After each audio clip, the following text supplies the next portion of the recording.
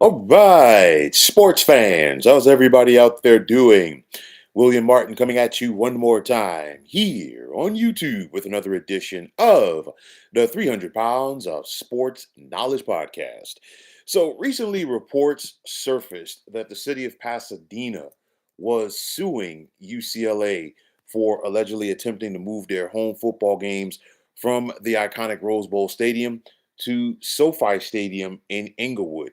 And now, as far as UCLA leaving the Rose Bowl, it basically appears to be almost a done deal. UCLA has called the Rose Bowl home since 1982, but it's 26 miles away from their campus in comparison to SoFi just being 12 miles away. Uh, of course, the possibility of UCLA playing closer to home as they are going to cite, hey, you know what? We can get some more fans to come out to our football games. All right. But UCLA is basically looking to turn their backs on a historical venue, one of the most historical venues for sports in this country.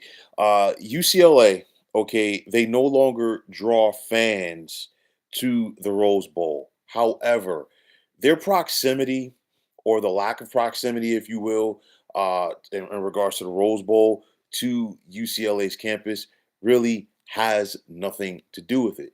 You look at UCLA's football program, and it's one of those where anybody born after the year 2000, they really don't know that, hey, UCLA was once they were a respectable football program.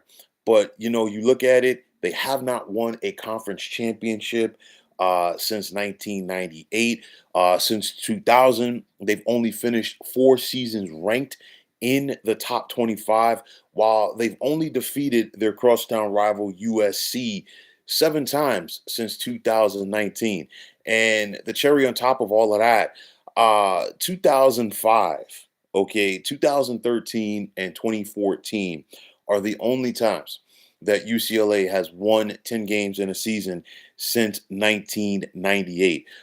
When they went to the Rose Bowl at the end of the 1998 season, that was the last time that UCLA played in a big bowl game. Okay, again, they were an afterthought in the Pac-12. They have quickly become an afterthought in the Big Ten Conference, and it is going to stay that way. In hearing this news, okay, it just sounds to me as if UCLA is simply just trying to get on that SoFi bandwagon because it's the shiny new toy in the Los Angeles area. Of course, it's already home to the Chargers and the Rams of the National Football League. But playing at SoFi itself is not going to be the reason why UCLA turns this thing around because, again, like I said, they have struggled on the gridiron for quite some time. Their athletic program, their football program primarily has been a rudderless ship for a quarter century right now. The biggest thing, or some of the biggest things for me when I think about UCLA football recently, their lack of being able to recruit in the fertile recruiting ground, which is Southern California. They've had 11 different head coaches since 2000. When I hear this news, as far as UCLA looking to go to SoFi, it's just another convenient excuse to me by UCLA, as again, the Rose Bowl is not the problem. You look at the fact that every other year, UCLA has hosted USC at the Rose Bowl, and SC has no problem bringing their fans there. I guarantee you right now that if USC played their home games at the Rose Bowl, they would get more fans coming to their games than UCLA does. Okay. And USC, they've been on the cusp, okay, of getting back to that national stage. Okay. But still, they draw more people at the Coliseum now, of course, than UCLA does. But USC has always been the more prominent program in Los Angeles, regardless. Again, if you build it, people will come. I guarantee you, if UCLA had a consistent top 15 program, if UCLA was consistently must see TV, we're not having this argument. I guarantee you, easily, UCLA would easily draw about 70, 80, or 80,000 people per game to the Rose Bowl. But again, you got to give people something to show up for. And of course, in a town like LA, they're not going to sit up there and support teams that are not winners, whether it's college or pros. Make no mistake about it. And getting back to UCLA getting on the SoFi bandwagon, let's be realistic here, okay? The Rams and Chargers don't sell out SoFi. And if they do, it's because of the teams that they are playing, because of their fan bases. You look at last night's game. UCLA lost at home to Nebraska. How many Big Red fans were in the stands in comparison to Bruins fans? I guarantee you, if UCLA was winning, that would not be the case. But again, you've got to give people something to support. Before, I know it was a little bit different with Miami having the Orange Bowl torn down, and now they play at Pro Player, Joe Robbie, Dolphin Stadium, whatever they want to call it down there. But nonetheless, they don't draw fans. Okay. And the bottom line is winning cures a lot of things. And UCLA has not been good at winning for a long time. Okay. It's one of those where their lease with the city of Pasadena and the Rose Bowl runs through 2044. Clearly, it's going to be inevitable for UCLA getting out of that. And now reports are out there that, hey, UCLA is going to have to pay 60 to 80 million dollars to break their lease. So let me get this straight. This is the same school, okay, that cried poverty and said that they were in the red, which led to them basically breaking up the original Pac-12 along with USC, which is why they're in the Big Ten. All right.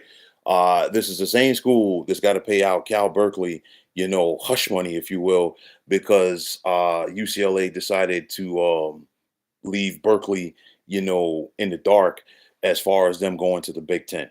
All right. So now you're paying Cal, and you had to get, like, you basically destroyed the Pac-12, and on the way out the door, some of the funds that you were expected to get, you didn't get, because those got allocated to Washington State and Oregon State. And now you got to sit up there and pay the city of Pasadena 60 to 80 million dollars just to break your lease to go to another stadium, which you're not going to sell out. And I guarantee you, they have to pay rent money to the folks who own SoFi as well. So you know what? It's not a good management of money by the folks at Westwood. To me, it just smells of more greed and excuses being cooked up by UCLA as the school just continues to trip on their own stupidity. It's one of those where, call me old school, call me nostalgic, whatever you want to say. Like I said, the Rose Bowl is one of the most iconic venues in all of sports. And it's one of those where I think UCLA, should try to build off of that. But of course, in this modern era, we have pushed tradition completely out of the window. I just hope that this does not mean the end of the actual Rose Bowl game in Pasadena. Okay, it's one of those I would not like to see the actual Rose Bowl game go to SoFi. We've seen that with the Cotton Bowl going to Jerry World, as it's no longer at the Cotton Bowl site. However, Texas and Oklahoma still meet up at the Cotton Bowl every single year. It's still iconic, and I know that there are more renovations coming down the pike for this venue, and I think it's terrible that it's not going to be used like it has been. But again, you see it. UCLA doesn't sell out this game, the stadium rather. You look at both end zones, and it's just covered up with tarps, saying UCLA on them because they don't draw.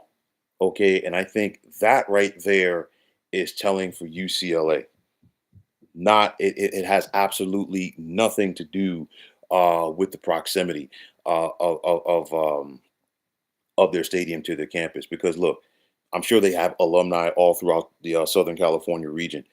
If UCLA was putting together a legitimate football team out on the gridiron, people have no problem driving or traveling a couple of hours to see a team play. Okay, but you have to give people something to support, and UCLA has simply not done that. So you know what? They're going to go to SoFi. Okay, they're going to be the stepchild of that venue because, of course, the Chargers and Rams, it's their home. Okay. But nonetheless, money talks. It's all about the greed. And I mean, this was one of those where it's a shame that this is happening. That's just my 2 cents on it. But you know what?